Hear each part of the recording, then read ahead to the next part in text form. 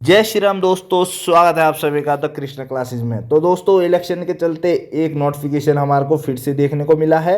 और ये नोटिफिकेशन कौन सा है जो पहले पूरा सुर्खियों पे बना रहा पिछली साल, इस साल। और यहाँ पे धांधलियाँ हुई, खूब धांधलियाँ चली और नोटिफिकेशन आपके सामने है। जेई का नोटिफिकेशन, बहुत बड़ा नोटिफिकेशन, और इसको हम डिटेल में पढ़ेंगे और उम्मीद करेंगे कि यूकेपीएससी इस बार इस परीक्षा को शांतिपूर्वक ढंग से करवाए, किसी भी प्रकार की कोई धांधली ना हो। क्योंकि बच्चों के भविष्य के साथ जो खिलवाड़ किया जाता है वो बहुत ही ज़्यादा निंदनीय है, और जो बच्चों की हालत हो जाती है वो बहुत ही ज़्यादा दयनीय है। तो दोस्तों, आप देखेंगे परिवर्तन संशोधन की तिथि 10 से 19 नवंबर दी गई है, और परीक्षा कराने का जो इनका लास्ट दिसंबर में 23 से 26 दिसंबर के बीच इन्होंने कहा है कि परीक्षा इसकी होगी। अभी हम बात करेंगे संपूर्ण जो इसमें किस प्रकार से क्या वेतनमान का दिया गया है। दोस्तों, यहाँ पे आप देखेंगे वेतनमान लेवल 7 रहता है, सभी को पता है। लेवल 7 में इसमें सैलरी अच्छी खासी आपको मिल जाती है, ठीक है। 44-45 हज़ार के बीच बेसिक पे है, लेकिन ये आपके बाय हैंड में 60-70 के बीच पहुंच जाता है। और कुछ उसमें आप देखेंगे लेवल 8 भी है। तो ये दोस्तों बहुत अच्छी खबर यहाँ पे दिखाई दे रही है। यहाँ पे आप देखेंगे लेवल 8, ठीक है। तो लेवल 8 भी है दोस्तों। अवर अभियंता, ये अवर अभियंता के पद है दोस्तों।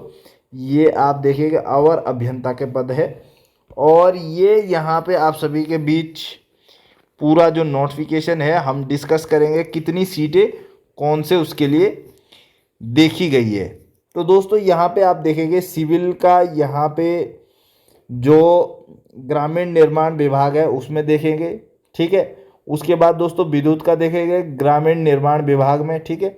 तो ग्रामीण निर्माण विभाग में दोस्तों सारी टोटल जो सीटें हैं यहाँ पे आप देखेंगे यूआर की 17 है, ठीक है। ये किसकी है? कनिष्ठ अभियंता प्राविधिक, ठीक है। और विद्युत की आप देखेंगे यहाँ पे यूआर की सिर्फ और सिर्फ एक सीट है। और सिविल की आप देखेंगे दिव्यांगजन के लिए दोस्तों 7 सीटें इसमें हैं, और यूआर की सिर्फ 2 सीटें हैं।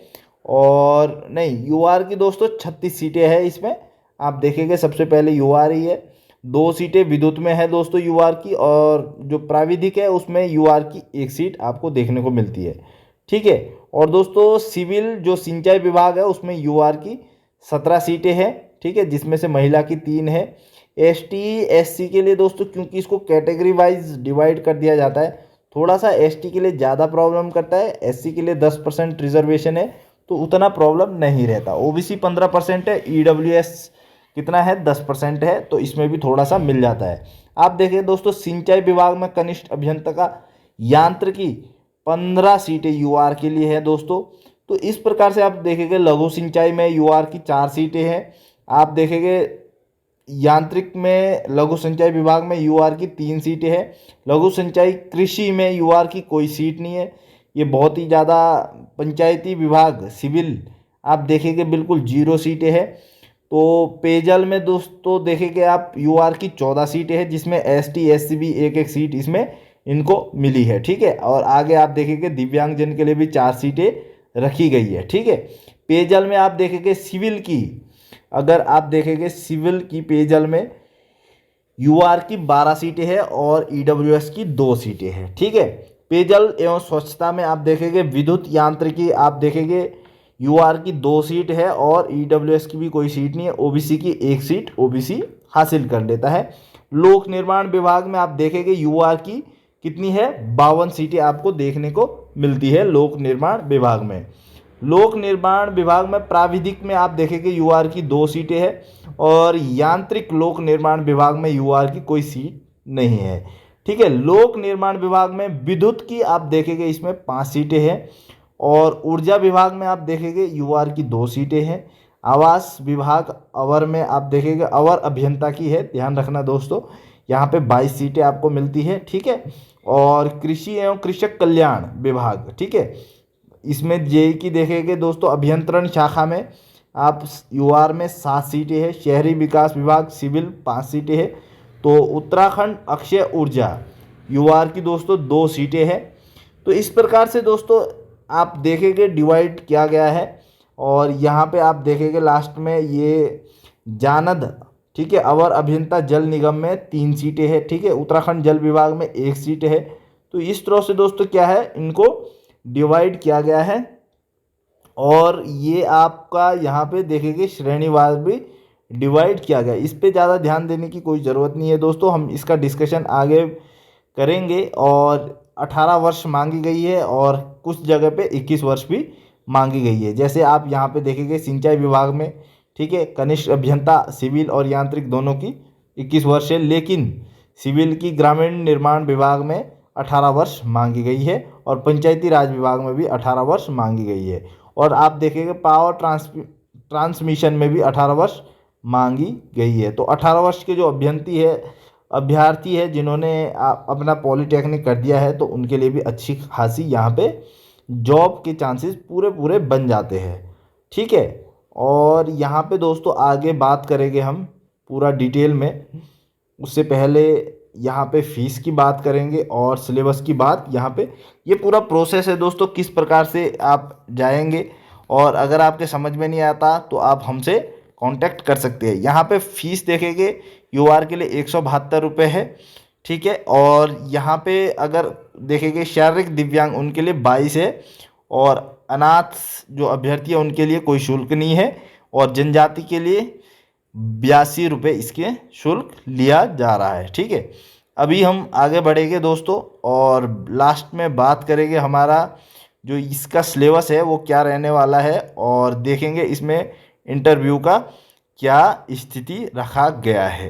तो दोस्तों सामान्य योग्यता परीक्षा और बो 2 परीक्षाएं इसमें होनी है, आप देख सकते हैं। और कुल योग 920 अंक रखा गया है, ठीक है। और दोस्तों इसमें बात करेंगे किसी भी प्रकार का, ठीक है, ये देखेंगे सामान्य हिंदी आने वाला है 100 नंबर का और अंग्रेजी इसमें रखा गया है 100 नंबर का, ठीक है। और इसमें सिविल इंजीनियरिंग का 180 प्रश्न रहेंगे, ठीक है, और पूर्णांक रहेगा 360 का।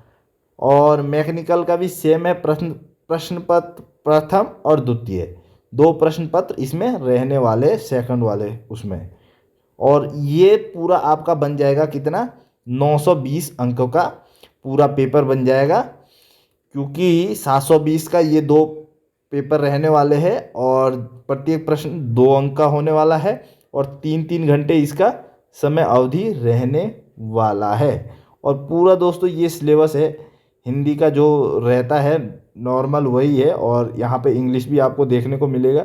और इस प्रकार से पूरा 920 नंबर का आपके पास पेपर मिल जाता है। इस बार शायद जहाँ तक मुझे लगता है इंटरव्यू इसमें नहीं दिया गया है, जो कि बहुत अच्छी सभी अभ्यर्थियों के लिए ये खबर है। लेकिन फिर भी हम यही चाहेंगे कि जो ये परीक्षा है वो बिल्कुल फेयर हो, क्योंकि इंटरव्यू यूके ट्रिपल एससी में ऐसी भी परीक्षाएं हुई जिसके इंटरव्यू आप देखेंगे नहीं होते थे, लेकिन फिर भी क्या है सीटें बिक जाती है। तो जो अध्यक्ष है हमारे यूके पीएससी के नए अध्यक्ष बने हैं, उनसे हम रिक्वेस्ट करेंगे और उम्मीद करेंगे पूरे जितने भी छात्र हैं कि इस बार की जो परीक्षा है उसमें किसी भी प्रकार की कोई परेशानी ना हो। और काफ़ी ज़्यादा उम्मीदें हैं उनसे, नया पदभार है, अच्छे से संभाल लें, क्योंकि ये काफ़ी बड़ी परीक्षा होती है दोस्तों।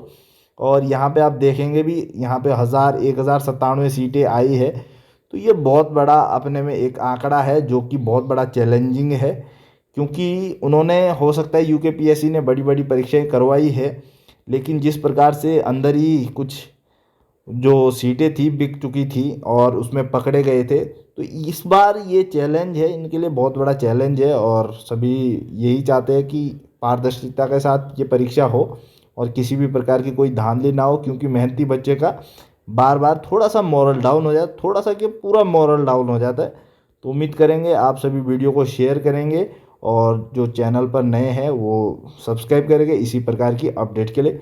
धन्यवाद दोस्तों, अपना ध्यान रखना, अपनों का ध्यान रखना। जय हिंद, जय भारत, जय उत्तराखंड।